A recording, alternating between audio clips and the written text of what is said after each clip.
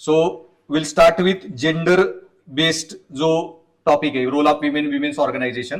त्याच्यामध्ये मी जे सांगितलेलं की हा जो इश्यू आहे तो मी डायरेक्ट युपीएससीच्याच एसएच्या अँगलनी शिकवणार आहे की जेंडरवर खूप एसे आलेले आहेत. सो त्याच्यामध्ये मग मी जे सुरुवातीला तुम्हाला डबल चार्ट दिलेला, 2 चार्ट दिलेले आणि त्याच्यामध्ये वेगवेगळे डायमेन्शन सांगितलेले, biology, family, education, schooling, textbook, media, सर्व अँगलनी. सो तसं की आपल्याला जे जेंडरचं डिस्कशन करायचं आहे, मल्टिपल अँगलनी अनालिसिस. आणि मग याच्यामध्ये तुमचे आता खूप सब टॉपिक येणार आहे ज्याच्यावर तुम्हाला डायरेक्ट सब प्रश्न येईल की भारतीय समाजमध्ये पण किंवा डायरेक्ट अख्खा एसएस येईल. सो गेल्या म्हणजे 10-15 वर्षात युपीएससी मध्ये 10 वेळा महिलांवर निबंध आलेला आहे. आणि इव्हन ह्या वर्षी पण तुमचा एमपीएससी मध्ये पण पहिलाच निबंध आला राज्यसेवेच्या पेपरमध्ये. पहिलाच टॉपिक होता की महिलांनी आपले दुय्यम स्थान हटवण्यासाठी महिलांनी आपली मानसिकता बदलली पाहिजे. तो आणि त्याच्यामध्ये पण तुम्हाला नुसते महिलांची इश्यू नाहीत लिहायची, महिलांची स्वतःची मानसिकता त्यांना मागास करायला कशी कारणीभूत आहे या अँगलनी तो एसे होता. ते एकदम टू द पॉइंट लिहावं लागतं एमपीएससी मध्ये, इकडं तिकडचं काही लिहून ते मार्क देणार नाहीत. सो मग आता हा जो महिलांचा जो इश्यू आहे तर आपल्याला मग कुठल्या कुठल्या टॉपिक्सनी अँगलनी डिस्कशन करायचंय. मग त्याच्यामध्ये जैविक आणि अनुवांशिक घटक कुठली महिला रिलेटेड आहेत, देन लैंगिक दृष्टिकोन की आणि तटस्थ बालसंगोपन पद्धती, चाइल्ड प्रॅक्टिसेस जे म्हणतात जेंडर न्यूट्रल, त्या काय असतात. ओके, देन लैंगिक दृष्टिकोन, त्याच्यामध्ये तटस्थ शिक्षण की जेंडर न्यूट्रल एज्युकेशन काय असतं. ओके, त्यानंतर समान संधी देणारे किंवा समावेशक शैक्षणिक धोरण काय असते. देन माध्यमांमध्ये जे महिलांच्या अगेन्स्ट पक्षपात केला जातो, सिरियल, टीव्ही, मूव्ही इंडस्ट्रीमध्ये, तो सोशल मीडियाच्या अँगलनी. देन मानसिक घटक, ओके, त्याच्यामध्ये पण आपल्याला 2-3 घटक बघायचे की महिलांमध्ये आत्महत्या दर खूप जास्त आहे. आणि दुसरं की सन मेटा प्रेफरन्स की ज्याच्यामध्ये एक कॉन्सेप्ट येतो की काय म्हणतात त्याला की अनवॉन्टेड गर्ल, ओके, नको असलेल्या मुली. सो मिसिंग गर्ल, हरवलेल्या मुली, आणि अवांछित मुली, अनवॉन्टेड गर्ल्स, तो काय प्रकार आहे. देन तंत्रज्ञान आणि महिलांचे सशक्तीकरण, तो एक सेपरेट टॉपिक बघायचा आहे. तंत्रज्ञान सगळ्यात महत्वाचा घटक आहे महिलांच्या सशक्तीकरणामध्ये. देन पुरुषपरांत समाजरचना आणि लैंगिक रूढी, स्टिरिओ टाईप, पॅट्रिकल सोसायटीमध्ये काय असतात वगैरे. देन वर्णधारित घटक की फेअर स्किन रेसिझम जो इश्यू आहे की गोऱ्या त्वचेला प्राधान्य देणे, तो काय इश्यू आहे भारतीय समाजात. आणि बॉलिवूडमध्ये जे महिलांचं ऑब्जेक्टिफिकेशन केलं जातं किंवा हायपर सेक्शुअलायझेशन, वस्तुकीकरण किंवा अतिलैंगिक प्रदर्शन, तो इश्यू काय. देन नंतर मरायटल रेप हा जो इश्यू आहे, वैवाहिक बलात्कार, त्याला गुन्हा ठरवायचं का नाही. सो आता तो गुन्हा नाहीये, सो त्याचं गुन्हेगारीकरण. देन महिलांविरुद्ध गुन्हे की छळ, बलात्कार, ऍसिड हल्ले, मानवी तस्करी आणि पूर्ण स्टॅटिस्टिक्स. आणि त्या दिवशी जो क्राईम टॉपिक डिस्कस करताना जो आपला अर्धा टॉपिक राहिलेला की गुन्हे कशामुळे थांबत नाहीत, तर गुन्हे हे कडक कायद्यामुळे थांबत नाहीत. गुन्हे तुमचे थांबतात की सर्टन्टी ऑफ पनिशमेंट आणि किती लवकर तुम्ही गुन्ह्याचा निकाल देता वगैरे. ते घटक काय आहेत. आणि नंतर तुमचा आर्थिक सहभाग, कामगार, उद्योजक व शेअर बाजारात महिलांचा वर्कफोर्स पार्टिसिपेशन रेट किती आहे. देन महिला केंद्रित शासन व प्रशासनाची कमतरता, ओके, की धोरण आखणीत महिलाच्या गरजांचा विचार न होणे. तर प्रशासनातच खूप कमी IAS IPS महिला आहेत किंवा पॉलिटिक्समध्ये पण महिला लीडर खूप कमी आहेत. आणि ह्याचा मग ओव्हरऑल सगळ्या लॉ मेकिंग पासून काय काय परिणाम होतो. आणि नंतर महिलांचं सशक्तीकरण म्हणजे काय, हा टॉपिक ऑलरेडी अर्धा झालेला आहे. स्वायत्ता, दृष्टिकोन आणि परिणाम, आउटकम्स, याच्या अँगलनी जे महिला सशक्तीकरण मोजलं जातं. देन महिलांना लढाऊ भूमिकेत घ्यायचं का, नेव्ही एअरफोर्स मध्ये घेतलेलं आहे, आर्मीमध्ये पार्शली घेतलेलं आहे, तो काय इश्यू आहे. आणि त्यानंतर ग्लास सिलिंग इफेक्ट हा एक इश्यू आहे, उच्च पदांवर जाण्याच्या महिला क्षमतेवर मर्यादा. सो काय असतो हा ग्लास सिलिंग इफेक्ट, कुणी ऐकलाय काय प्रकार आहे हा ग्लास सिलिंग काय.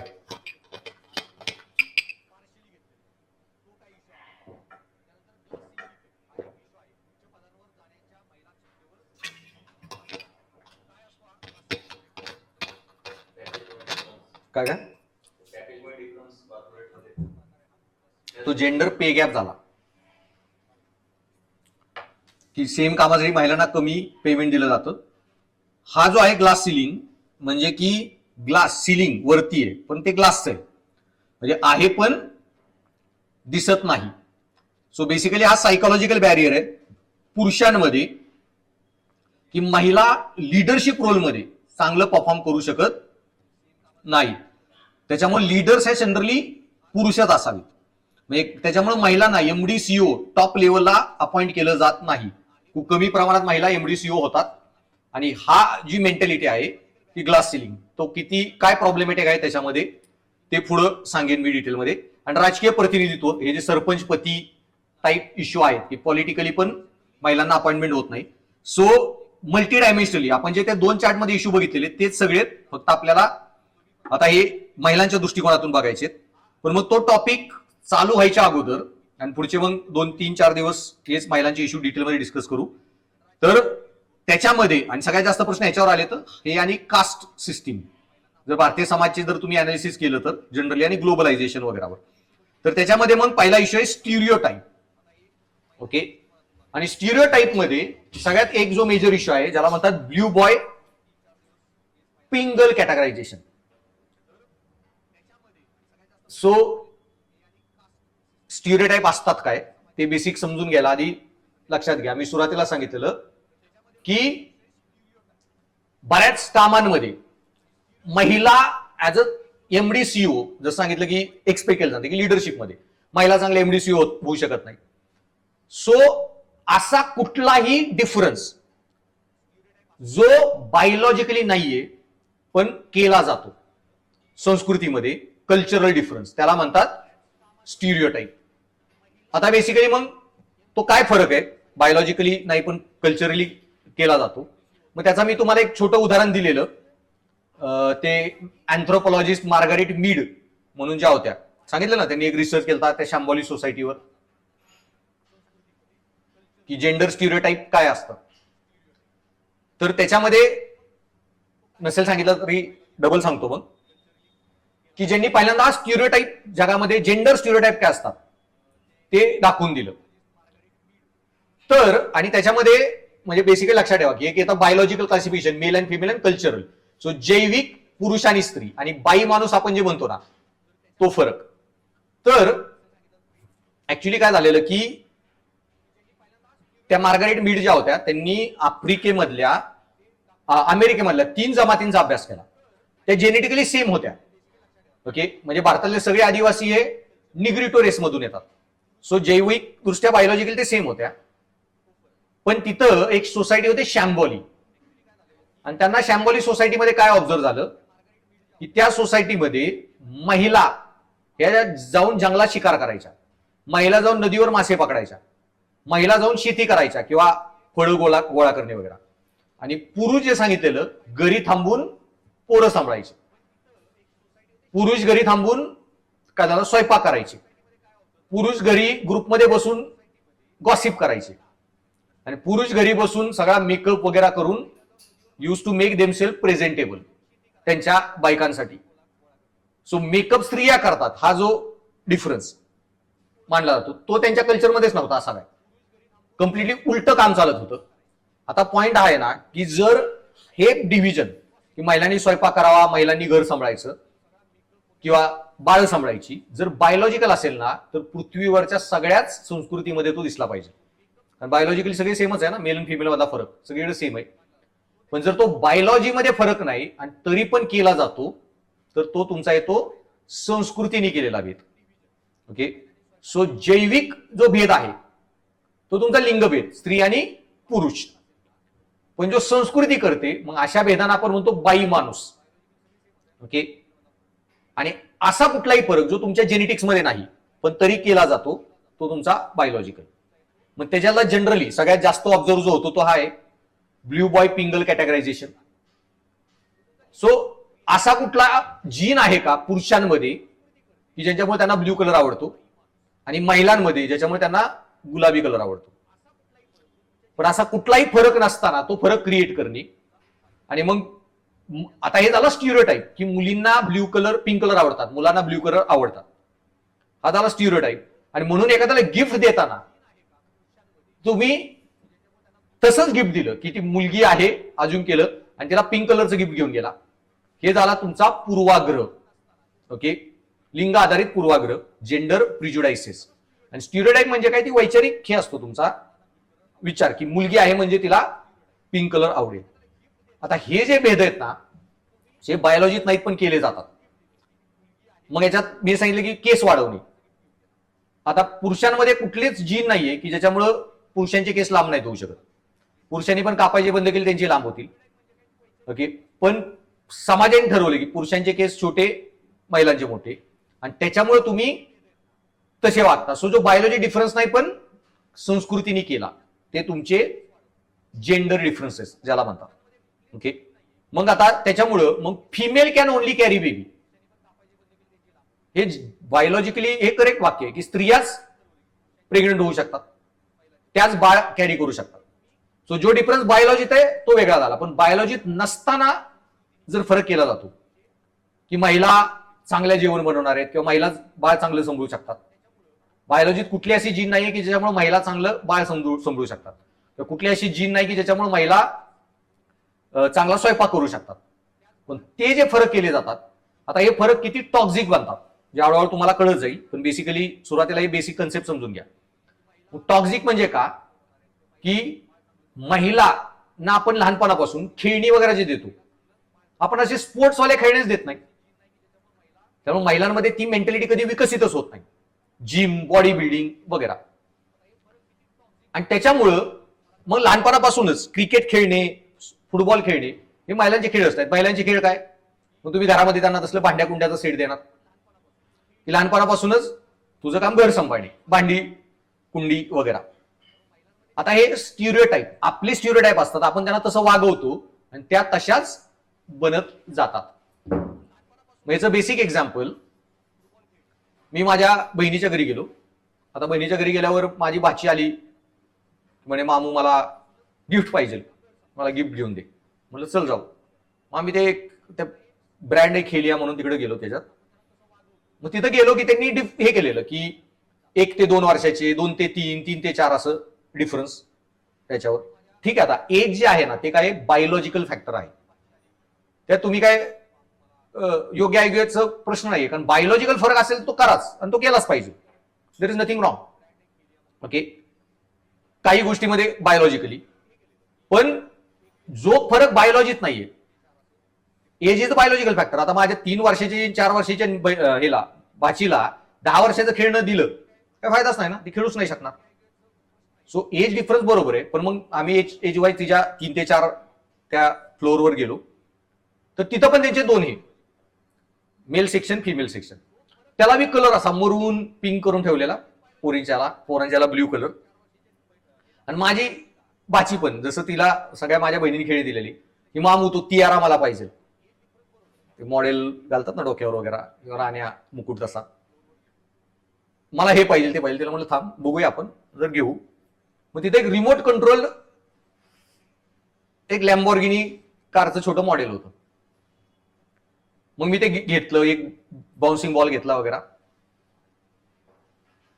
आणि मी बाहेर आलो आम्ही की ती एकदम अपसेट, म्हणे मामू you purchase what you want, you did not purchase what I want. Okay, तुला पाहिजे तेच घेतलं खेळणं. म्हणलं आपण घरी जाऊ आणि तुला जर नाही माझं खेळणं आवडलं ना तर आपण परत येऊ. मी तुला 2 खेळणी घेईन म्हणलं. मग ठीक आहे म्हणले. ओके, बसली, घरी आलो आणि तिला मी ती चार्ज करून असेंबल करून गाडी दिली. तिला जेव्हा कळलं की इथून रिमोटवरून शी कॅन कंट्रोल द कार, ती इतकी खेळली पुढं 4, 5, 6 महिनेपर्यंत, ती तुटून फुटून जाईपर्यंत. सो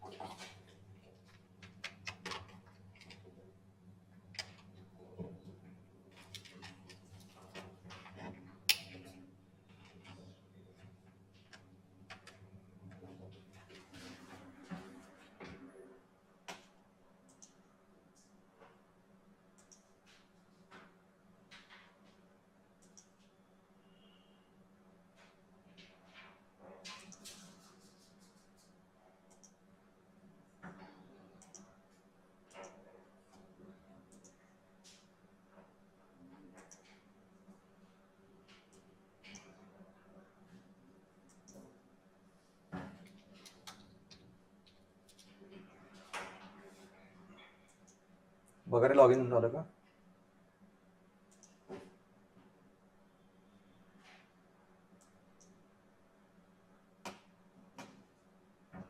ओके, सो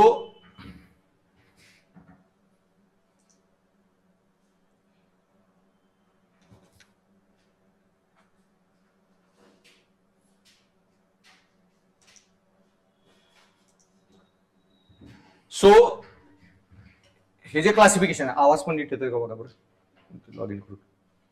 तर सो ती जी त्या खेळण्याबरोबर खेळली की तिला मी जी लॅम्बोर्गिनी गाडी दिली. आता इश्यू काय होतो, मग आपण असे खेळच देत नाही की मुलगी म्हणून तिला बाहुली द्या. इव्हन माझ्या आई पण बऱ्याच वेळा ते डॉल हाऊस, छोटं घर वगैरे ते द्यायचं, तसं डॉल हाऊस, आणि मग त्याच्यातच खेळणार, हेच पोरगी म्हणून तुझं जिंदगी म्हणजे घर सांभाळणी, हे जे स्टिरियोटाइप्स बनतात. आणि परत मी सांगितलं की ती एकदा माझ्याकडे घरी आलेली, सोसायटीत खेळायला गेली, आणि त्याच्यावरून जे हे झाला, तिथे पोरांबरोबर खेळताना काहीतरी तिचे भांडणं झाली, मग ती घरी आली की मामू तू चल त्यांना सांगायला. आता पॉइंट आहे ना, म्हणजे तिचा स्टिरियोटाइप काय ह्या छोट्या छोट्या गोष्टीतून, की बाई ऍज अ फिमेल माझी रक्षण करायची जबाबदारी कुठेतरी मेलची. मग तिला घरी आल्यावर विचारलं काय काय झालं वगैरे, नंतर सांगितलं मग माझ्याकडे कशाला आली, म्हणलं तिथं दगड घ्यायचा, डोक्यात घालायचा, मग घरी यायचं. म्हणलं डायरेक्ट रडत घरी यायचं नाही, आणि मग काय झालं तर मग मी येतो, तुझी भांडणं तुझी तू हे करायची, हँडल करायची. आणि मग तिचा तेव्हा लगेच 4-5 दिवसातच बर्थडे होता. मी तिला ते डार्ट जास्त ना की फेकून हे मारायचा बाण, ते खेळणं दिलं. सो आपण अजून करतो पोरगी म्हणून तिला आवडणार नाही, तर तिलाही ते एवढं आवडलं की ते डार्ट फेकून मारायचा. आणि तिला सांगितलं रोज प्रॅक्टिस करायची, नेम इम्प्रूव्ह करायचा, कुठे शाळेत काय होऊ, गार्डन मध्ये काय होऊ, दगड घ्यायचा, डोकं फोडायचं, मग घरी यायचं. अजिबात रडत घरी यायचं नाही. आता याचा इश्यू काय ना, की हे स्टिरियोटाइप आपण जे क्रिएट करतो, असे वागवतो, की लहानपणापासून पोरींना मग गाड्यात द्यायच्या नाहीत, क्रिकेट बॅट द्यायची नाही, खेळणी, जेंडर बायस देणी, आपले स्टिरियोटाइप. त्यांना क्रिकेट बॅट पण आवडू शकते आणि गाडी पण आवडू शकते, पण ह्यात तसं देतच नाही, त्यांचे विचार तसे होतच नाहीत.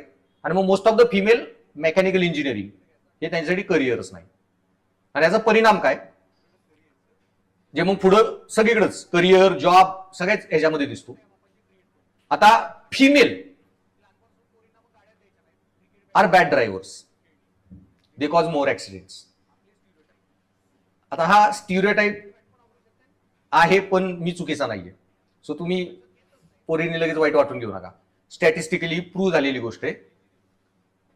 पॉइंट आहे ना, की नंबर जर बघितले इंडियात ऍक्सिडेंट झालेले 1 लाख, तर 90,000 पुरुषांनी केले असतील, 10,000 महिलांनी केले असतील.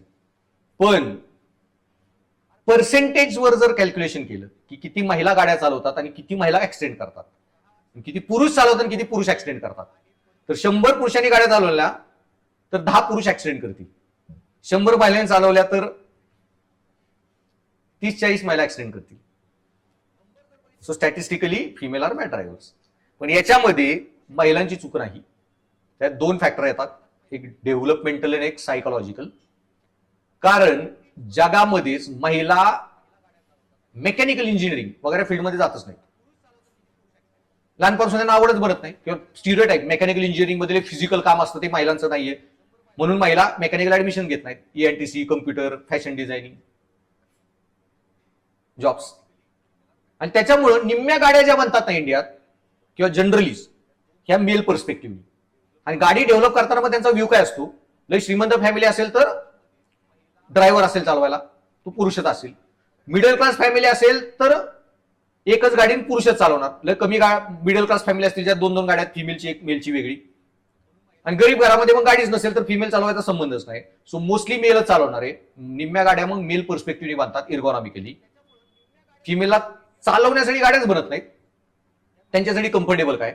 अर्ध्या महिला आणि इंडियामधल्या तर गाड्यात महिला इंडियन फिमेलच्या अँगल तर बनल्याच नाहीत.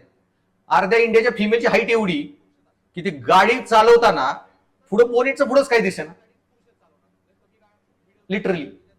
निम्म्या महिलांच्या तर ते ब्रेक आणि ऍक्सिलेटर पर्यंत पायच पोहोचेना हाईट. हे एर्गोनॉमिक्सला मॅटर करतं. वेस्पा गाडी नुसती भारी भारी करत फॅशन करत इंडियात घेतात, अरे वेस्पावर बसून माझे पाय पुरत नाहीत खाली, ओके. आणि पोरींना वेस्पा. आता वेस्पा गाडी फ्रेंच स्टॅटिस्टिक्सनी बनवली, तिकडची लोक लय उंच असतात, फ्रेंच वगैरे, ओके, किंवा जनरल युरोपमध्ये, त्यांच्यासाठी ती गाडी ठीक आहे. पण त्यांनी मॉडेल कोणाला विकलंच नाही, किंवा इंडियाच्या अँगलनी वेस्पा डेव्हलपच नाही केली. डायरेक्ट रेडीमेड गाडी येते बोटीमधून आणि इंडियन महिला चालवतायत. आणि निम्म्यांचा ब्रेक तर पायामध्ये. आता पायच नाही टेकले तर ब्रेक लागणार कसा? Basic issue. दुसरं सायकोलॉजिकली पण फिमेल इंजिनियर असतील ना, आता तुम्हाला ते लग्न बिग्न केल्यावर कळेल बाकीच्यांना पोरांना, की मल्टीटास्किंग महिलांच्या डोक्यात इतके विचार असतात ना. तुम्ही घरून निघला ना, तुमच्या डोक्यात एकच विचार असणार आहे की आपला शिंगारे चाललाय घरी, गाडी पाय टाकला की हा ट्रॅफिक किती लागते, घरी किती वेळात पोहोचतोय. मला डोक्यात 100 कॅल्क्युलेशन असतं.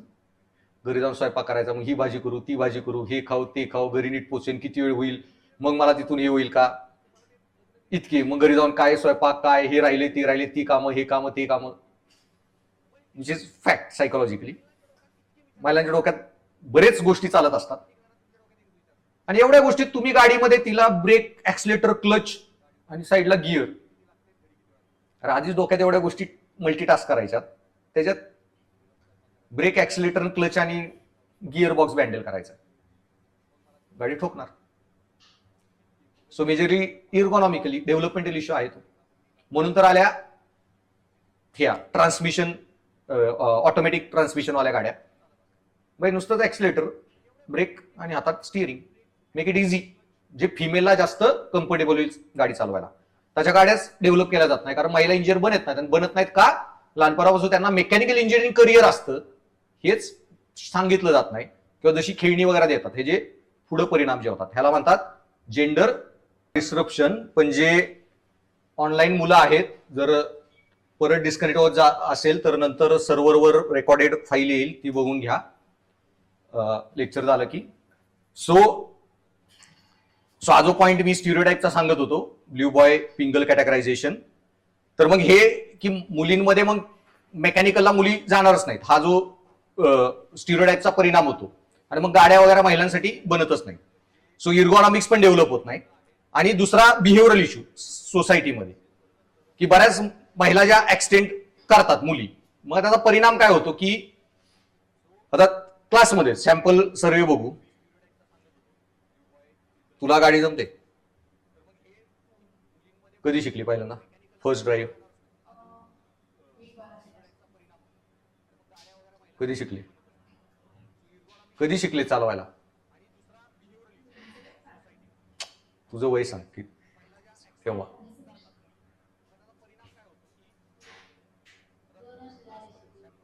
आता रिसेंटली तू माग पोरांमध्ये तू कधी शिकला? तू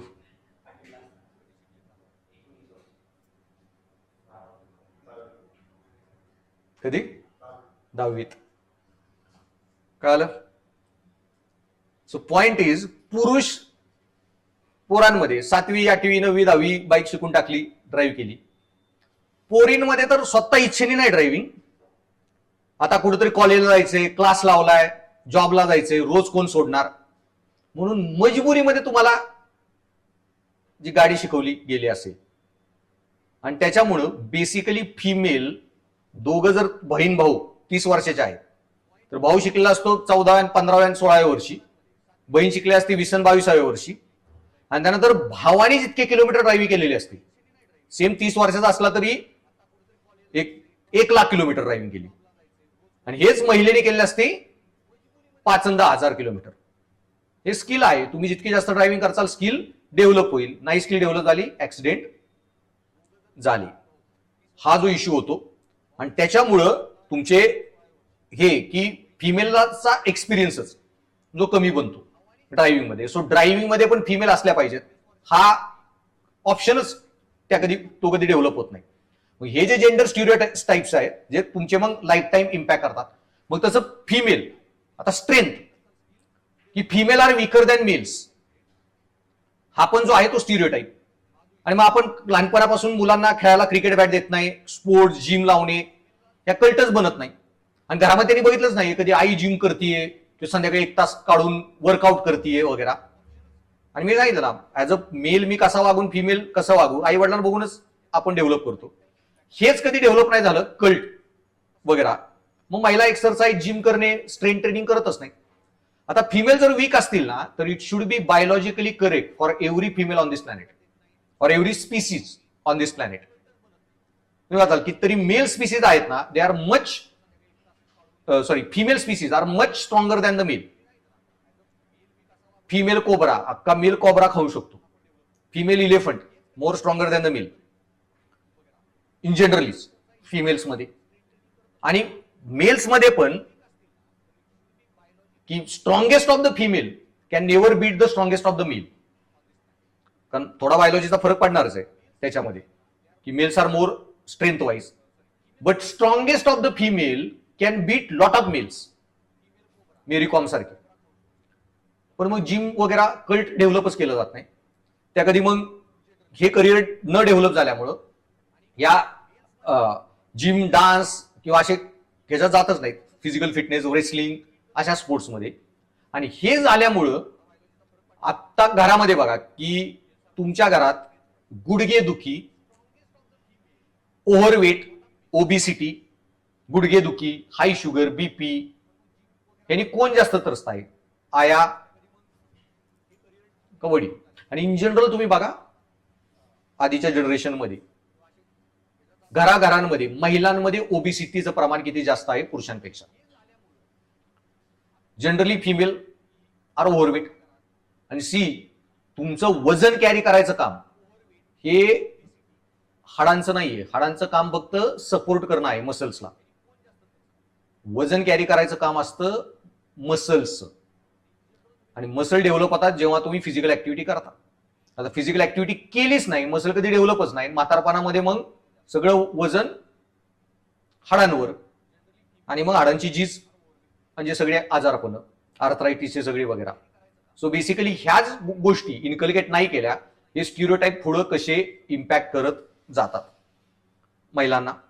आणि मग हे जेंडर स्टिरियोटाइप आता हे जे खूप बरेच टाईप आहेत जे खूप कळत पण नाही, कळत न कळत इतक्या सायकोलॉजिकल लेवलला काम करतात. मग याच्यामध्ये गुजरातच्या एका टेक्स्टबुकचा पेपरमध्ये न्यूज आलेली की तिथं एक चॅप्टर होता पहिलीतल्या ज्युनियर केजी वगैरे पोरांसाठी. चॅप्टर काय होता की आई घरात सगळ्यांना इन्स्ट्रक्शन करते की अशी अशी कामं करा वगैरे. मग ती नवऱ्याला म्हणते की तुम्ही जा टीव्ही बघत, टीव्हीवर न्यूज बघत बसा. मग घरात कोण कामवाला आहे त्याला सांगते रामू तू जाऊन बाजारातून हे घेऊन ये. मग पोराला सांगते की तू जा बाहेर आणि क्रिकेट खेळ. आणि पोरीला सांगते तू ये गीता आणि मला किचन मध्ये मदत कर. पण ह्या छोट्या छोट्या स्टिरियोटाइप मधून पण तुम्ही जे मेंटॅलिटी क्रिएट करता त्यांची, मग त्याच्यावर सेल्फ इस्टीमवर इम्पॅक्ट किंवा हेच तुझं करिअर, हे जे व्हॅल्यूज तुम्ही क्रिएट करता. मग मी सांगितलं की लग्न करताना बऱ्याच मुली की मग सेटल मुलगा बघणार, जॉबवाला मुलगा बघणार वगैरे. पण तुम्ही लहानपणापासून जे इन्सिक्युरिटी क्रिएट करायची त्यांच्या मनात, मी जे सांगितलं की घरात एखादी पोरगी म्हणली आईला किचन मध्ये आपण असं करू तसं करू, की बाई तुझ्या नवऱ्याच्या घरी गेल्यावर जे करायचे ते कर, हे तुझं घरच नाही. आणि ही जर insecurity not all time create करताय मग महिलांच्या डोक्यात काय येतं की बाई मग मला सिक्युरिटी पाहिजे लाईफमध्ये. मग लागमध्ये मुलगा बघायचा तर तो सेटल्ड वगैरे याच्यावाला. तुम्ही हे सांगत नाही की जन्मापासून अर्धी प्रॉपर्टी तुझीच आहे, अर्ध घरचं तुझंच आहे. आणि हे जर सांगितलं नाही तर they will be always in insecurity. हा जो इश्यू पुढे जो क्रिएट होतो. सेम वे मग तुमचा हा जो आहे की जे स्टिरियोटाइपचा इम्पॅक्ट, जेंडर, चाइल्ड रिडिंग, मग तुमचे चॉईस, हॉबीज, हे सगळंच लाईफ टाईम इम्पॅक्ट होत जातं या स्टिरियोटाइप्समुळे. सो स्टिरियोटाइप्स बेसिकली की जो पण फरक समाज करतो, जो तुमच्या जेनेटिक्स मध्ये नाही, बायोलॉजी मध्ये नाही, हार्मोन्स मध्ये नाही, पण समाज अज्युम करतं, असे सगळे फरक म्हणजे जेंडर स्टिरियोटाइप. मला हे जेंडर स्टिरियोटाइप कसे जे काम करतात, सो मी सांगितलं की 2 टाईपचं क्लासिफिकेशन असतं, बायोलॉजिकल आणि cultural. Male versus female, man versus woman. So genetical differences, sexual differences, classification किंवा फिजिकल डिफरन्सेस, हॉर्मोनल डिफरन्सेस असतील मेल अँड फिमेल, ते नॅचरल आहे, त्याला कोणी काही करू शकत नाही. ओके. पण मॅन अँड वुमेन हे जे डिफरन्सेस आपण करतो सो बेसिकली जैविक वर्गीकरण बायोलॉजिकल पुरुष किंवा स्त्री, आणि सांस्कृतिक वर्गीकरण कल्चरल क्लासिफिकेशन, आणि कल्चरल क्लासिफिकेशन माणूस व बाई. आणि हे समाज जे करतो, आता हे तुमचं खूप वेगळ्या प्रकारे प्रकट होतं. जसं मी सांगितलं की त्याचे छोटे छोटे धडे पुस्तकांमध्ये पण. मग जेंडर न्यूट्रल एज्युकेशन म्हणजे काय, की असे रेफरन्सेस हटवणे. तसंच गाण्यांमधून सगळीकडून. मग हा जो आहे की आयटम सॉंग्स, मुंबई की ना दिल्ली वालो की, पिंकी है पैसे वालो की, तुम्ही काय सांगताय, मुली पैशा माग पळतात. सेम वे हे जे गाणं होतं की खूप लढी मर्दानी होतो झाशीवाली राणी, ती गाणं लिहूनच तिचा मर्डर केलाय.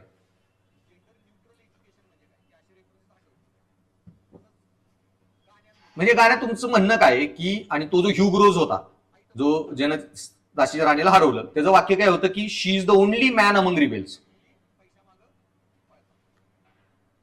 म्हणजे काय की महिला लढू शकत नाहीत.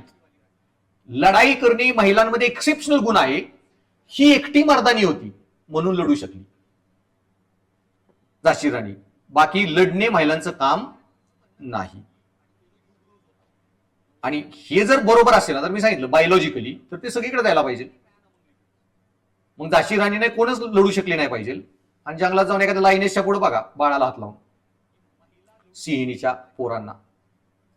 महिला लढू शकतात का नाही, महिला किती हिंस्त्र असू शकतात, तुम्हाला जे कळेल. सो हा जो फरक आहे की जो जनुकी आहे, लैंगिक आहे, शारीरिक आहे, संप्रिय रक्तातील आहे, तो म्हणजे जैविक वर्गीकरण. आणि जो ओळख आधारित आयडेंटिटी, अभिव्यक्ती रिलेटेड वगैरे, किंवा लैंगिक भूमिका, सामाजिक अपेक्षा की महिला म्हणून तू असं वागलं पाहिजे, महिला म्हणून तू असंच केलं पाहिजे वगैरे, किंवा महिला म्हणल्यावर घर सांभाळणे, स्वयंपाक करणे यांचीच कामं, किंवा मानसिक फरक जे सायकोलॉजिकल फरक केले जातात मानसिक, आणि राजकीय फरक की महिला नेत्या होऊ शकत नाहीत, महिला चांगले लीडर बनू शकत नाहीत. हे सगळे जे फरक आहेत ते तुम्हाला आपण म्हणतो संस्कृती, माणूस किंवा बाई. मग आता हे सांगितलं ना, ऍडव्हर्टिजमेंट समाजात सगळीकडे येत असतात. त्याचा बेसिक फरक. Why do Lysol ad show only women cleaning, आणि why do life insurance ad show only men dying. महिलाही मारतात, त्यांची इन्शुरन्स पाहिजे. आता याचं क्लासिक उदाहरण म्हणजे जे ऍडव्हर्टिजमेंट मधून स्टिरियोटाइप जातात, पूर्वाग्रह. हेमा रेखा जया सुषमा सबकी पसंत निर्मा. 100 वर्षे निर्माणी लोकांना हे सांगितले कपडे धुवायचं काम बायकांचं, म्हणून तर त्यांना कळणार 21st सेंचुरी मधल्या महिला जॉब पण करतायत. मग त्यांनी सांगितलं की जुनी ऍड बंद करू, आपण नवीन ऍड बनवू. नवीन ऍड काही बनवली, रस्त्यावर काहीतरी चिखलामध्ये गाडी अडकली, काहीतरी झालं, रोड ब्लॉक झालाय, 4 महिला एसयूव्ही मध्ये येतात, सगळ्या ट्रॅफिक जाम आहे, सगळे पुरुष कोण काय करत नाही, 4 महिला एसयूव्ही मधून सूट बूट फॉर्मल ब्लेझर विझर घालून उतरतात, आणि ते चिखलातून काय रोड ब्लॉक असतो तो काढतात, आणि मग सगळे त्यांचे कपडे चिखलानी भरल्यात, चालतायत, आणि नाव हेमा रेखा जया सुषमा सबकी पसंत निर्मा. सो यांचं म्हणणं एवढंच आहे की 21व्या शतकामध्ये तुम्ही किती मॉडर्नाइज झाला असाल, आणि तुम्ही आयटी इंडस्ट्रीत काम करताय, इंडिपेंडंट आहात, एसयूव्ही चालवताय, सूट बूट ब्लेझर घालताय, पण घरी जाऊन कपडे धुवायचं काम महिलांचं. ह्याला म्हणतात स्टिरिओ टायपिंग. आता कुठेही वॉशिंग मशीनच्या ऍड मध्ये ते कुणाल कामराचा एक शो आहे की पुरुषांना घ्यायला लागले की जेंडर न्यूट्रॅलिटी. जेव्हा कपडे धुवायचं काम मशीनला गेलं, आता बटन दाबायचं काम फक्त पुरुष करतायत. आता किती डेंजर प्रकार मी सांगितला, मेकॅनिकल इंडस्ट्रीमध्ये महिला न जाणे याचा महिलांवर पण, आणि जनरल एज्युकेशन महिला नसण्याचा.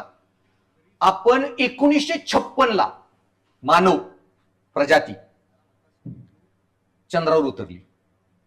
1947 न्यूक्लिअर बॉम्ब टेस्ट केला रिएक्टर मध्ये. म्हणजे किती अवघड टेक्नॉलॉजी, टेक्नॉलॉजीतल्या सगळ्यात अवघड गोष्टी या दोन आहेत, न्यूक्लिअर बॉम्ब आणि चंद्रावर जाऊन माघारी येणे.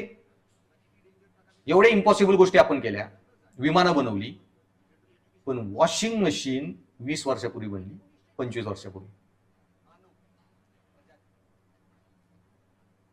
इमॅजिन करा जस्ट. मायक्रोवेव्ह ओव्हन 25-43 वर्षापूर्वी बनली, जेव्हा पुरुषांना ती कामं करावी लागली ना, शोध लागली. आता बायको जॉब करते, घरी कपडे धुवायला लागतात. नाहीतर बनवायचे असताना यांनी वॉशिंग मशीन 100 वर्षापर्यंत बनवलं असतं. पण इतके वर्ष बायका धुतायत हाताने, चालू आहे काम, मरू द्या. पुरुषांवर जबाबदारी आली, त्यांनी मशीन्स डेव्हलप केल्या. आता ह्या पुरुषांचं काम नाही डेव्हलप करायचं, स्त्रियांचं बी होतं. त्यांनी मेकॅनिकल इंजिनियर बनवून स्वतःचे प्रॉब्लेम सॉल्व्ह करायचे. पण मेकॅनिकल बनण्यामध्ये इंजिनियर लहानपणापासून त्यांना वाढच तशी दिली नाही. ह्याला म्हणतात जेंडर स्टिरियोटायपिंग. आता हे जे आहे ना, स्टिरियोटायपिंग किती कशा बाहेर येतं बरं तेही सांगतो. पण त्याच्या अगोदर अजून एक 2-3 टर्म आहेत, त्या सगळ्या सांगूनच मग नंतर व्हिडिओ दाखवतो. तर एक आहे फेमिनिझम, स्त्रीवाद. आणि म्हणजे स्त्रीवाद काय असतो, जेंडर इक्वॅलिटी, जे आपण म्हणतोय समानता. आता समाजामध्ये असे 3-4 टर्म आहेत, त्या आधी समजून घे. स्युडोस फेमिनिझम, कम्फर्ट फेमिनिझम, आणि हे फेमिनिझमच्या नावाखाली जो वेडापणा चालू आहे मिसअँड्री. मिसअँड्री म्हणजे काय की बाई, फेमिनिझमचा बेसिक आयडिया काय होती की स्त्री आणि पुरुषामध्ये कुठलाही फरक केला जाऊ नये अदर दॅन बायोलॉजी, कारण जो बायोलॉजी नॅचरल आहे. ओके, पण स्त्री ही एमडीसीओ बनू शकते, पुरुषही बनू शकतो. त्यामुळं अशा गोष्टीवर स्त्री पुरुष दोघं स्वयंपाक बनवू शकतात, दोन्ही बाळ सांभाळू शकतात. तो जे फरक बायोलॉजीने केले ते करू नका. आणि सगळ्यांना मग स्त्रियांना कुठले भेदभाव असू नयेत. आणि असे कुठले सांस्कृतिक फरक असतील तर ते हटवा, किंवा असे जे फरक आहेत त्याच्यात स्त्रियांचं सशक्तीकरण करा, एम्पॉवरमेंट करा, आणि सगळ्यांना समान लेवलला आणा, जेंडर इक्वॅलिटी. पण आता फेमिनिझमवर काय झाले ना, 2 प्रॉब्लेम गोष्टी ज्या झाल्या. फेमिनिझमची जे अर्थ आहे हे स्त्रियांनाच कळणार नाही. स्त्रीवाद म्हणजे काय, स्त्रीवाद मध्ये एकतर झालेले 2 गोष्टी. स्त्रीवाद म्हणजे काय की हेटिंग द मेन, याला म्हणतात मिसअँड्री, की पुरुषांवर म्हणजे आमच्या बरोबर हे झालं जे पण ते जे बदले गेले, मिसअँड्री प्रकार. तर मिसअँड्री काय असतो थोडक्यात उदाहरण देतो. काँग्रेस सरकार असताना रेणुका चौधरी ही काँग्रेसची सीएम होती, सॉरी विमेन मिनिस्टर होती, कॅबिनेट, महिला बालकल्याण. आता ते असताना महिला बालकल्याण मंत्री, सेक्शन 498 IPC हा एक कायदा होता ज्याचा खूप मिसयूज होत होता. बऱ्याच स्त्रिया खोट्या केसेस करायच्या.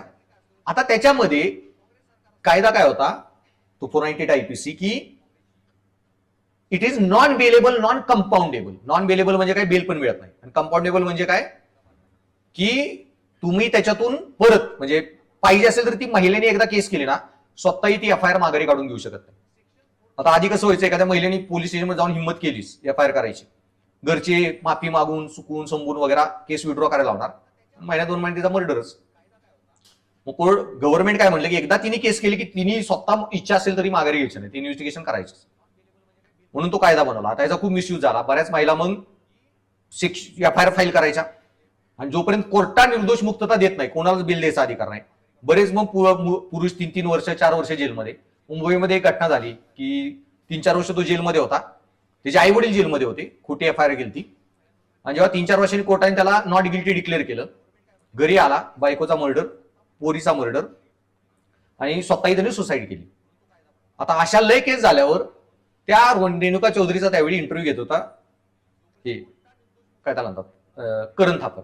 आणि लिटरली सांगतोय, तुम्ही जर खूप हाय लेवलला बघितलं ना पॉलिटिक्स जगाचं आणि इंडियाचं, लिबरलिझम जे म्हणतो ना, उदारमतवाद, स्वातंत्र्य, हे इतका एक्सेसमध्ये झाला डोस ना की लोक कंटाळे. अरे महिला अधिकार उदारीकरण ठीक आहे, पण ह्याच्या नादात ह्याचा मिसयूज करणारे लॉ अलाव करताय तुम्ही.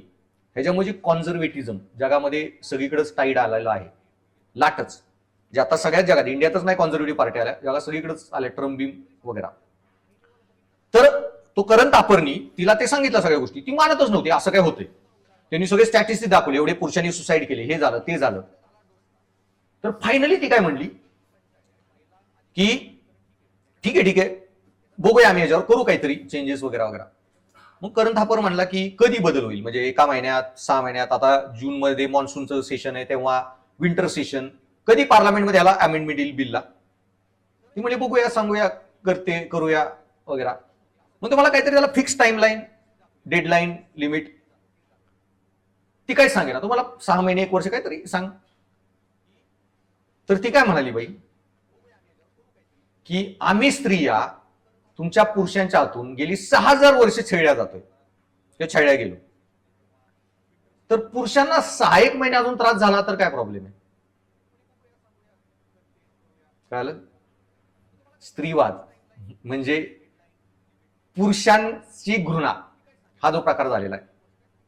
आता पॉइंट काय आहे की भाई ज्या 6000 वर्ष छळल्या गेल्या, ज्या सती गेल्या किंवा ज्यांना सती पाठवलं ती तू नाही. ओके. किंवा आत्ताच्या महिला नाहीये. आणि ज्या पुरुषांनी त्यांना सती पाठवलं ते पण गेले, आत्ताचे पुरुष नाहीत. पण इतिहासात आमच्या बरोबर हे झालं म्हणून आता आम्ही हे करणार. मिस अँड्री किंवा पुरुषांना स्वातंत्र्य आम्हालाही पाहिजे. ठीक आहे, मग पुरुष सिगरेट पितात आम्ही पिणार, पुरुष दारू पितात आम्ही पिणार, प्रॉब्लेम नाहीये, प्या.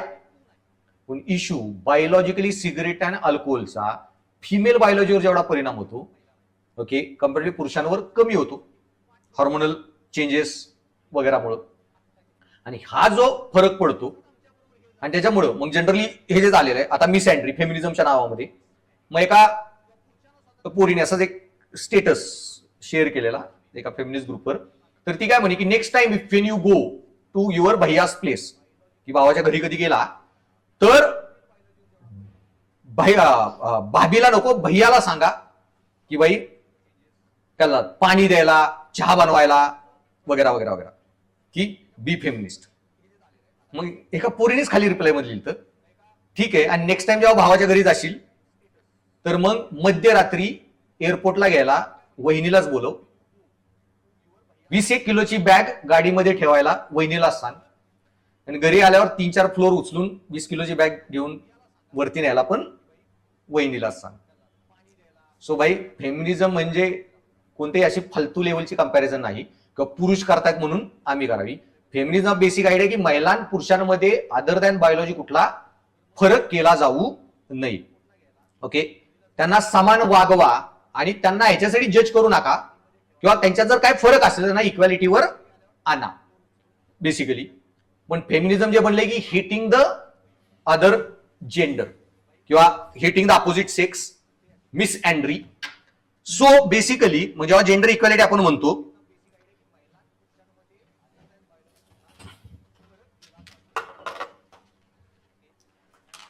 की पुरुष आणि स्त्रिया शारीरिकदृष्ट्या वेगळ्या आहेत, तो समानता म्हणजे शारीरिक समानता नव्हे, लैंगिक समानता आणि संधी याचा संबंध हा बौद्धिक समानतेशी आहे आणि बौद्धिक संधीशी आहे. की उदाहरणार्थ स्त्रियांना नेतृत्व करण्याची क्षमता आहे का असा प्रश्न उपस्थित करणे चुकीचे आहे. स्त्रियाही नेतृत्व करू शकतात, त्याच्यामध्ये काय बायोलॉजिकल फरक नाहीये.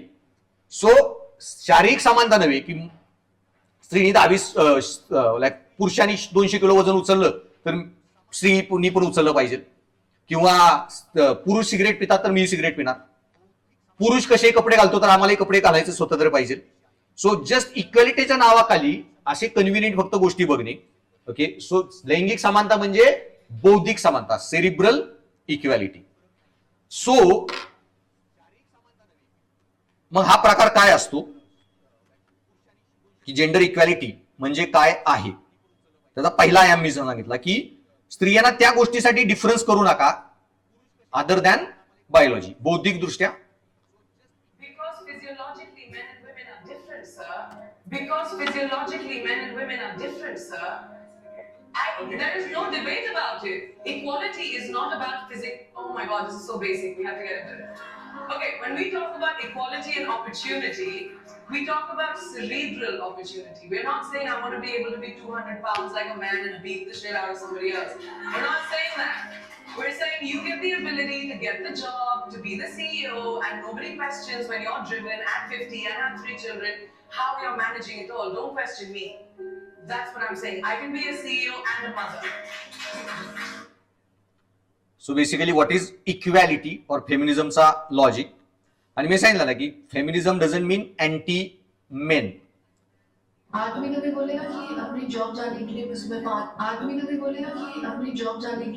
5 बजे उठा, मैंने ट्रेन में धक्के खाए, मैं मेट्रो की लाइन में या बस की लाइन में खड़ा रहा, या फिर मेरे को सीट भी नहीं मिली। मैं ऑफिस गया तो मेरे को बॉस ने इतना टॉर्चर किया, इतना काम का प्रेशर था कि मैंने खाना भी नहीं खाया।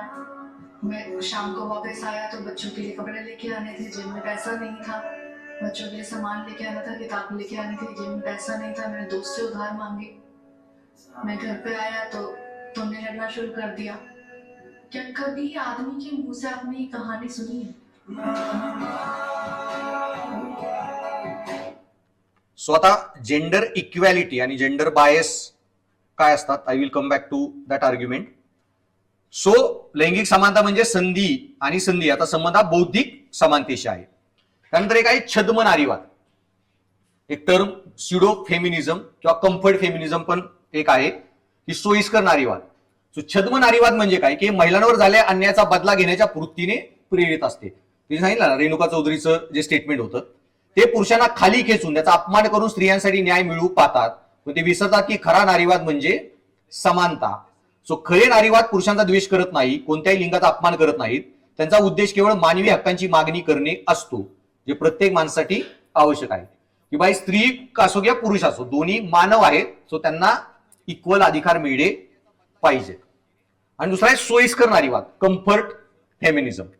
कम्फर्ट फेमिनिझम म्हणजे काय, आता महिला सुरक्षेसाठी कायदे बनवले की बाई तिला जॉब नाही वगैरे आणि डिवोर्स झाला तर अर्धी प्रॉपर्टी ह्याला द्यायची. अमेरिका युरोपमध्ये मी आता सांगतो, न्यूयॉर्कमध्ये फ्लॅट जे आहेत ना, हे 70% फ्लॅट हे महिलांनी ओन केलेले, फक्त डिवोर्स मध्ये पोटगीमध्ये मिळालेली. लिटरली सांगतोय. सो कायद्याचा वापर फक्त फायद्यासाठी, प्रॉपर्टी घेण्यासाठी असे जे हे आहे त्याला म्हणतात सोयीस्कर नारीवाद. किंवा की सोयीस्कर नारीवाद म्हणजे असा नारीवाद जो स्वतःच्या आरामात, सौंदर्यविषयक निवडींमध्ये आणि वैयक्तिक सक्षमीकरणामध्ये अडकतो, पण सामाजिक परिवर्तनासाठी लढत नाही. मग आता जे फेमिनिझमच्या नावाखाली की मला फ्रीडम आहे, स्वातंत्र्य महिला म्हणून, मग पुरुषाला स्वातंत्र्य मलाही पाहिजे. आणि याचा अर्थ मग यांनी बऱ्याच जणांनी काय लावला की भाई स्त्रीवादी स्वतःला म्हणायचं आणि मला फ्रीडम आहे. फ्रीडम म्हणून काय तर इन्स्टावर कसे कपडे घालून रील बनवायचे. आता निम्म्या पोरींसाठी इंस्टाग्राम हा वॉशरूम नाहीतर चेंजिंग रूम झालेले, आणि पैसे कमायचे. म्हणायचं मला स्वातंत्र्य आहे, स्त्रीवादामध्ये पाहिजे तसे कपडे घालायचे आणि पाहिजे ते वागायचं करायचं. आता इश्यू हा जो पॉइंट आहे की बाई हा स्त्रीवाद जेव्हा जन्माला आला, ह्याचा बेसिक पर्पज काय होता की हजारो वर्ष महिलांना ह्याच्यासाठी ओळखलं गेलं की त्यांचं काम काय होतं, बेबी मेकिंग मशीन आणि पुरुषांच्या गरजा भागवणे. सो महिला हजारो वर्ष फक्त शरीरासाठी त्यांची ओळख होती, आणि आता स्त्रीवादानंतर पण तेच चालू आहे. ओके, सो महिला स्वतःचं शरीरच विकत आहेत. मग आधी ते नगरवधू म्हणून आणि आता इंस्टाग्राम इन्फ्लुएन्सर म्हणून फायनली प्रकार तोच चालू आहे. आणि त्याला स्त्रीवाद समजणे, त्याला जे म्हणतात सोयीस्कर आपल्या कम्फर्टनुसार स्त्रीवाद. ओके, त्याला जे छद्म नारीवाद किंवा सोयीस्कर नारीवाद. ओके, आणि त्याच्यामध्ये मग हे जे म्हणजे सोयीस्कर नारीवाद जे म्हटलं की महिला ही लीडर बनू शकतात, महिला एमडी सीईओ बनू शकतात, की अदर दॅन त्यांच्या शारीरिक शारीरिक क्षमता, त्यांच्या बाकी पण बौद्धिक क्षमता आहेत आणि त्या सगळ्या गोष्टी करू शकतात ज्या पुरुष करू शकतात. हे न बघता आपल्याला जे कम्फर्टेबल आहे आणि त्याच्यासाठी फेमिनिझम वापरायचं. ओके, स्वतःच्या कृती जस्टिफाय करायला. सो हा प्रकार सामाजिक रचना आणि अन्यायाच्या मुळाशी न जाता केवळ वैयक्तिक जीवनशैली आणि सोशल मीडिया प्रभाव यांवर भर देतो.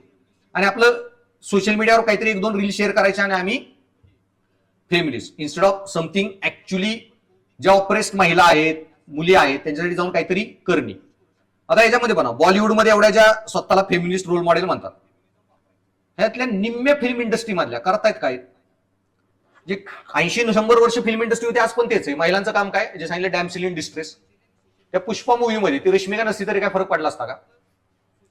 ओके, सो आणि निम्म्या करीना पासून ज्यांनी सगळे काम केले आयटम सॉन्ग मध्ये, फायनली तुम्ही केलं काय की बाई शरीरच विकलं, फक्त आयटम सॉन्ग मध्ये करताय, जे आधी प्रॉस्टिट्यूशन मध्ये होत होतं. मग हे आणि ह्याला स्त्रीवाद म्हणून प्रमोट करणे जो इश्यू होता की बाई सोयीस्कर नारीवाद. आणि तसाच येतो मग so reducing feminism to lifestyle choices, की फेमिनिझम म्हणजे मला सिगरेट प्यायची फ्रीडम आहे, दारू प्यायची फ्रीडम आहे, पाहिजे तसे कपडे घालायची फ्रीडम आहे. आता कपडे घालण्यामध्ये पण अंडरस्टँड, फेमिनिझम सगळं अमेरिकेकडून आलं, युरोपकडून आलं, पण ते पण कपडे घालताना त्यांना नीट कळतं ऑफिसमध्ये काय कपडे घातले पाहिजेत, कॉलेजला काय घातले पाहिजेत, आणि बीचवर काय घातले पाहिजेत, आणि पार्टीमध्ये काय घातले पाहिजेत. ओके, फ्रेंच लोक त्याच्या बाबतीत लय स्ट्रिक्ट असतात, प्रोटोकॉल लय ब्रुटल असतात त्यांचे.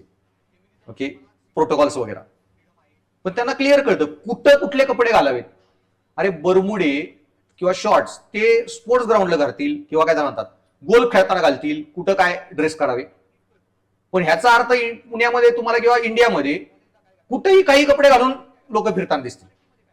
ओके, हेच फेमिनिझम मध्ये की स्वातंत्र्य आहे कपडे घालण्याचं, म्हणून तुम्ही ऑफिसला कशी घालून याचाल, दॅट डझंट मीन फेमिनिझम. आणि मला कसे कपडे घालायचा स्वातंत्र्य आहे. सो याला जे म्हणतात की हे कम्फर्ट फेमिनिझम, सोयीस्कर नारीवाद, किंवा हे जे सोशल मीडिया इन्फ्लुएन्सरनी जो प्रकार चालवलाय, किंवा पिक्चर फिल्म इंडस्ट्रीमध्ये objectification and commercialization of women's body. So नारीवादाचा अर्थ केवळ फॅशन किंवा स्टाईलमध्ये मर्यादित करणे, किंवा सोशल मीडियावर प्रभाव टाकण्यासाठी नारीवादाचा वापर, किंवा स्त्री शरीराचे वस्तुकीकरण, व्यापारीकरण करणे, स्वतःला जस्टिफाय करायला स्त्रीवाद वापरणे, जे सोयीस्कर नारीवाद. सो बेसिकली मी जे सांगितलं की फेमिनिझम म्हणजे की स्त्रियांना ज्या बंधनामध्ये ठेवले त्यातून मुक्त करणे, ना की अँटी हेट. सो मग स्त्रीवाद जेव्हा आपण म्हणतो तर त्याचा अर्थ काय की स्त्रीवाद ही एक सामाजिक राजकीय सांस्कृतिक चळवळ आहे जी महिलांच्या राजकीय सामाजिक आर्थिक समानतेसाठी आवाज उठवते, की महिलांना सामाजिक दृष्ट्या सशक्त करा, राजकीय दृष्ट्या, सांस्कृतिक दृष्ट्या, आर्थिक दृष्ट्या, आणि ते करणं त्यांच्याला भेदभाव हटवून इक्वॅलिटी आणणे. सो ही चळवळ पितृसत्ताक व्यवस्थेमुळे महिलांना भोगाव्या लागणाऱ्या अन्यायकारक व संस्थात्मक विषमतेला आव्हान देते, की असे कुठलेही पितृसत्ताक समाजात जे पण नियम होते, डिफरन्सेस होते, संस्थात्मक बंधनं की महिला जॉब करू शकत नाहीत, महिलांना प्रॉपर्टी राईट्स नाही वगैरे, हे सगळं देणं म्हणजे स्त्रीवाद. महिला शिक्षण घेऊ शकत नाहीत आणि त्याच्यासाठी काहीतरी करणं म्हणजे स्त्रीवाद, आणि अशा विषमतेचा आव्हान देणे, त्याचा नाश करणे. आणि त्यानंतर अजून एक टर्म येते फेमिनायझेशन, स्त्रीकरण. आता ही पण पॉझिटिव्ह टर्म आहे, स्त्रीकरण. सो फेमिनायझेशन म्हणजे काय? स्त्रीकरण म्हणजे एखाद्या गोष्टीला अधिक स्त्री सदृश्य बनवण्याची प्रक्रिया. ओके, आता स्त्री सदृश्य म्हणजे काय? मगाशी मी सांगितलं गाडी, तर महिलांच्या डोक्यात एवढे विचार असतात दुनियादारीचे, सगळे सांभाळणं, घर बीर सगळं वगैरे, आणि ह्याच्यामध्ये मग तुम्ही जेव्हा गाड्या बनवताय एवढ्या जर कॉम्प्लिकेटेड बनवल्या, मग इझी बनवा, चालवायला ड्राईव्ह करायला इझी, सोप्या. फॉर एक्झाम्पल मोबाईल फोन, स्त्रीकरण काय असतं किंवा त्याच्या आधी आपलं शेतीमध्ये, आत्ता जेव्हा आपण बोलत आहोत ना, तर शेतीमध्ये कामगार शेतकरी जे आहेत ना, त्यात 90% आता महिला कामगार आहेत, 10% पुरुष आहेत. अपडेटेड नंबर नाहीयेत, रफली सांगतोय मी, तरी पण माझा नंबर बरोबर आहे का? आणि तुम्हाला गावाकडे मी दिसेल बघा, शेतांमध्ये काम करताना पुरुष किती महिला किती. आता एवढ्या महिला जर शेतीमध्ये काम करतायत, तुम्ही शेतीच्या तंत्रज्ञानाचं स्त्रीकरण केलं का? महिलांना चालवतील असे ट्रॅक्टर आहेत का? महिला नारळाच्या झाडावर चढून नारळ कापू शकतील अशी काही टेक्नॉलॉजी केली का तुम्ही? स्त्रीकरणाच्या नावावर काय केली? शेतीत खुरप आणि काय बाई महिला नांगरणी करू शकतात का? हे सगळी कामं वगैरे तुम्ही स्त्रीकरणात काय या गोष्टी डेव्हलप नाहीत केल्या, छोट्या छोट्या गोष्टी ज्या करायला पाहिजे होत्या. हे न करणे म्हणजे, हे करणे म्हणजे स्त्रीकरण. सेम वे मग सिंपल मोबाईल फोन आले, पोरी बी वापरायला लागल्या, त्यांची जीन्सच्या पॉकेटमध्ये मोबाईल फोन बसतायत का? तुम्ही जीन्स तरी अशा शिवल्या का की फिमेल मोबाईल कॅरी करून हे करतील? आणि निम्म्या वेळा मी कुठं गेलो की बायको देते मला मोबाईल, हा संभळ. थिएटरमध्ये गेलं, इकडे गेलं, तिकडे गेलं, 2-2 मोबाईल खिशात घालून मी फिरतोय. अरे सिंपल जीन्स अशा शिवा की महिला मोबाईल नीट ठेवतील त्याच्यात. मग अशाच की त्याचे पॉकेट एवढूशा साईजचे की मोबाईल अर्धा बाहेर कोणी उचलून घेऊन जातंय. सिंपल गोष्टी. मग आपण काय केलं की मोबाईलची साईज पण बघा. माझी एक फ्रेंड आहे, ती डॉक्टरकडे गेली, ते मोबाईल असा पकडून करंगळीवर जे वेट येतं ना, तिची करंगळी वाकडी झाली. बोनस ट्विस्ट, डॉक्टर म्हणला you physically damage your self. आता एवढे मोबाईल पण जड मोठ्या साईजचे महिलांसाठी बनवले का? इझी कमी वेटचे कॅरी करणारे. एका मोबाईलचं बघ 650-700 ग्रॅम पर्यंत वजन आहे. आता ह्या ज्या छोट्या छोट्या गोष्टी स्त्रियांच्या दृष्टीने बनवणे, स्त्रीकरण. मग बनवले की आपण स्त्रीकरण केलं मोबाईल फोनचं. काय केलं? मोबाईलचे कव्हर गुलाबी रंगाचे, त्याच्यावर डायमंड बिमंड लावणे. कळाला? छद्म नारीवाद. ऍक्च्युअल फेमिनिझम काय? बाई मेकॅनिकल इंजिनियर हो, इलेक्ट्रॉनिक इंजिनियर हो, मोबाईल असा बनव की फिमेलला इझी टू कॅरी. आणि हे न करेन, हे पुढे पुढे तुम्हाला कळेल स्त्रीकरण किती ठिकाणी प्रॉब्लेमॅटिक आहे, टेक्नॉलॉजिकली किती गोष्टींमध्ये होत नाही वगैरे. सो बेसिकली की स्त्रीकरण म्हणजे एखाद्या गोष्टीला अधिक स्त्री सदृश्य बनवणे, की स्त्रीच्या दृष्टिकोनातून त्याला विकास करा. आता याचाच खूप टॉक्झिक पुढे पुढे कळत जातील. मी आता नुसते टर्म सांगतोय. तुम्ही ज्या गोळ्या खाताय ना, फिमेल सेंट्रिक का नसतात? तर तुमचा बेसिकली पॅरासिटामॉल या सगळ्या ज्या गोळ्या घेतात, ह्या निम्म्या गोळ्या महिलांसाठी बनवल्याच नाहीत. टेस्ट एस्पेशली 15 ते 40-45 वयातल्या महिला, प्युबर्टी नंतरच्या, मेनोपॉजच्या आधीच्या. आता ह्याच्यात प्रॉब्लेम टेक्निकल काय आहे? पहिलं डॉक्टर ज्यादा सायंटिस्ट वगैरे फिमेल नाहीयेत मेडिकल इंडस्ट्रीमध्ये वगैरे, आपण किंवा आधी नव्हते. आणि ह्याच्यामध्ये काय होतं की महिला पिरियड्स वगैरे राहतात तर हार्मोनल चेंजेस होतात. हार्मोनल चेंजेस झाले तर तिचा मूड स्विंग होणार आहे. कधी चिडचिडेपणा, कधी डिप्रेशन वगैरे, कधी थकवा येणे, कधी झोप लागणे ज्यादा. आणि तिला एखादी गोळी दिली टेस्ट करायला, तर हे कसं कळणार आहे की त्या गोळीचा साईड इफेक्ट आहे का ते बायोलॉजिकल सायकलचा साईड इफेक्ट आहे? त्यामुळे गोळ्या टेस्ट केल्या तरी 15च्या खालीची जी मुलगी असेल तर 45-50 नंतरच्या महिला, पण अदरच ह्या एज ग्रुपमध्ये त्या गोळ्या कधी टेस्टच होत नाही. त्यामुळे तुम्ही एखादी गोळी खाताय, ह्याचा महिलांवर किती परिणाम होतो? अल्कोहोल डेव्हलप झालं 6-7 हजार वर्ष, महिला पित होत्या का दारू सिगरेट? ह्याचा महिलांवर काय परिणाम होता ह्याचा पण रिसर्च नाही झाली. कळलं? सो कुठलीही गोष्ट ही महिलांच्या दृष्टिकोनातून किती बनत आहे त्याला म्हणतात हे फेमिनायझेशन. सो फेमिनिझम म्हणजे स्त्रीवाद, फेमिनायझेशन म्हणजे स्त्रीकरण त्या गोष्टीचं. सो ही प्रक्रिया कार्यस्थळ, शिक्षण, सामाजिक भूमिका यांसारख्या विविध संदर्भात घडू शकते. या संधीचा वापर आर्थिक, राजकीय, सामाजिक, तंत्रज्ञानिक, शैक्षणिक आणि लोकसंख्यात्मक बदलांच्या चर्चेतही केला जातो, जे बदल महिलांच्या सहभागात किंवा प्रभावात वाढ घडून आणतात. मग हे जर केलं तर महिलांचा ह्या सगळ्या क्षेत्रातला भाग घेण्याची जो प्रभाव जो आहे तो वाढेल. मग शेतीमध्ये ज्या महिला आहे, जर तुम्ही तंत्रज्ञान महिलांसाठी बनवलं, महिला जास्त तंत्रज्ञान वापरतील. पुढे आपल्याला टॉपिकच बघायचा आहे, feminization of Indian agriculture and feminization of technology.